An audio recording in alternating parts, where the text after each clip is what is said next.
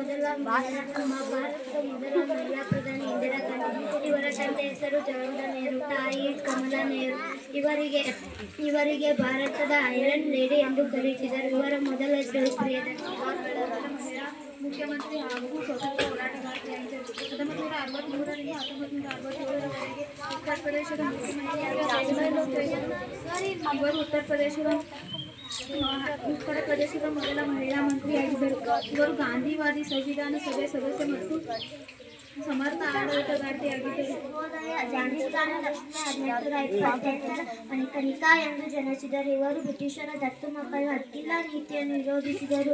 ಬ್ರಿಟಿಷರ ಯುದ್ಧದಲ್ಲಿ ಧೈರ್ಯ ಮತ್ತು ದೇಶಭಕ್ತಿ ಸ್ತ್ರೀಶಕ್ತಿ ಸಂಕೇತವಾಗಿದೆ. ಜೀವನ ಝಾನ್ಸಿಯ ರಾಜ ಗಂಗಾಧರ ರಾವ್.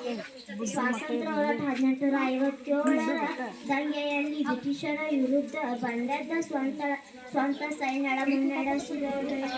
ರಾಣಿ ಅಬ್ಬಕ್ಕದೇವಿ ಮೂಡುಬಿದಿರೆ ಚೌಟ ರಾಜವಂಶದಲ್ಲಿ ಜನಿಸಿದಳು.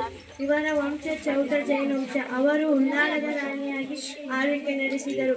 ಅವರಿಗೆ ಗೌರವ ಕೊಡಲು ಭಾರತ ಸರ್ಕಾರವು ಅಭಯರಾಣಿ ಎಂಬ ಬಿರುದು ಕೊಟ್ಟಿದೆ. ಇವರ ಪತಿಯ ಹೆಸರು ಮಂಗಳೂರಿನ ಬಂಗ ಸಂಸ್ಥಾನ ರಾಜಲಕ್ಷ್ಮಪ್ಪ ಅರಸ ಬಂಗರಾಜ.